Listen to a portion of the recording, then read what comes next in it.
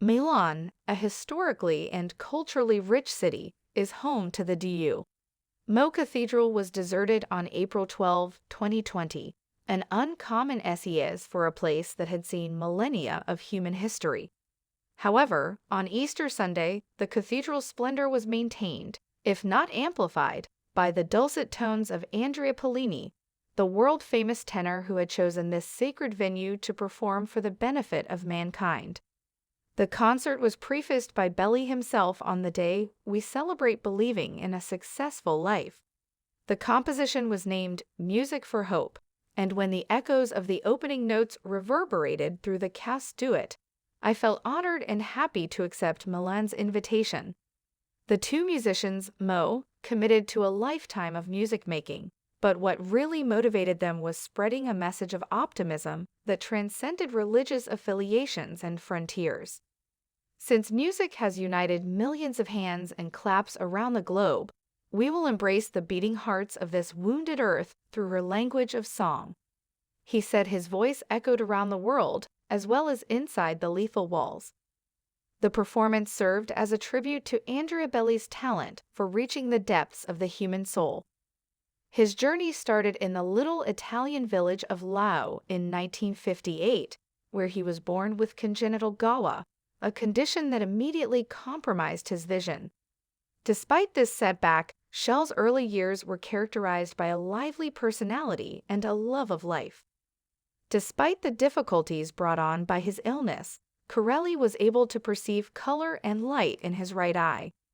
However, at the age of 12, a seemingly simple football game changed Corelli's life permanently, bringing back memories of his early years. I was a very vivacious and uncontrollable person who loved playing football. One day during a game, I was struck in the face by a ball quite forcefully, leaving my right eye the only one in which I could see color. Despite the futility of subsequent attempts to restore his sight, Bocelli was forced to navigate a world of darkness. However, Bocelli refuses to accept that his blindness is a limitation. In a radio interview, he dispels myths, highlighting the fact that, like any other sighted person, he enjoys activities like horseback riding on Tuscan farms. Although you may not be aware of this, Italian military soldiers are trained to jump over obstacles while blindfolded. He also disclosed the underlying resilience and adaptability that have defined his life and career. Bocelli's journey from a sight-handicapped young man in Laos to a global icon of opera is proof of his unrelenting dedication and enthusiasm. Some have compared his voice to a divine talent, and he has studied with some of the most extreme teachers on the planet. He has also enthralled audiences with his singing in front of European aristocracy and leaders. Nonetheless, Chiz's performances have left a significant mark on the national canon of American music. One of the most memorable moments of his tragic career, despite his overwhelming grief, was performing for Pope John Paul II on the day of his father's death in 2000. Bocelli said that this was one of those times when she felt it was crucial to manage her feelings, since it showed how music could carry a person through despair and connect with their innermost being. But fame is not without its critics, and Bocelli is no stranger to those who dismiss him as a pop senior instead than a legitimate opera singer. In a radio broadcast, he offered a philosophical response to the opinions of these detractors. Sometimes people are unable to comprehend their own extraordinary incompetence for Bocelli, which is why they find other people's amazing skills remarkable. Andrea Bocelli's ability to touch people's emotions and boost their spirits is what makes music what it is.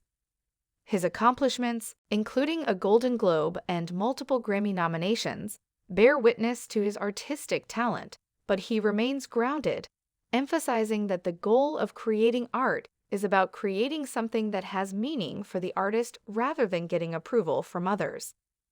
The feeling that you have produced something valuable from an artistic standpoint is what counts most. He pointed out that Bocelli's personal life is a symphony of love, resiliency, and entwined relationships, emphasizing that music has a tremendous impact on human experience off the stage. After Sadie, he first wed Andrea, with whom he had two sons, Os and Matteo.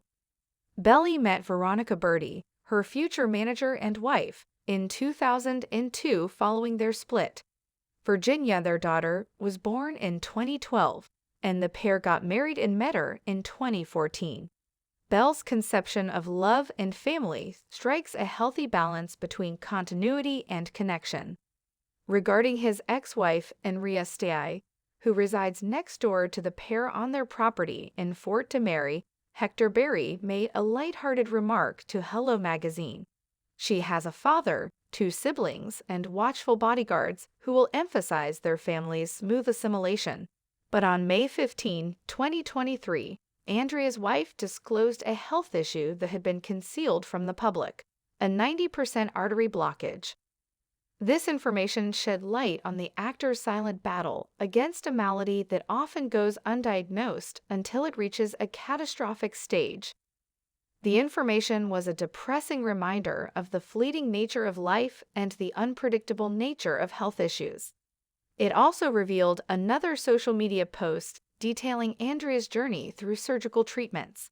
He had two STS inserted into his heart and his pancreas removed from half of his spleen in order to cure a tumor that was described as the size of a golf ball.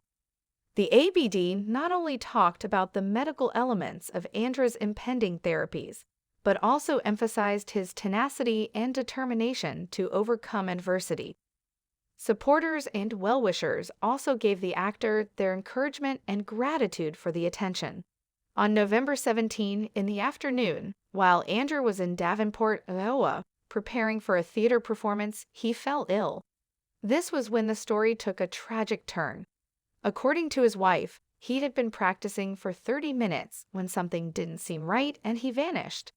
Backstage, despite the seriousness of the situation, it was evident throughout the crisis moments that something far more dangerous than a momentary health lapse was occurring when he slipped and collapsed in the theatrical auditorium. When the physician showed up, Andrea declined to visit the hospital. The doctors explained what transpired and how powerless they felt to watch a major stroke occur in around 15 minutes.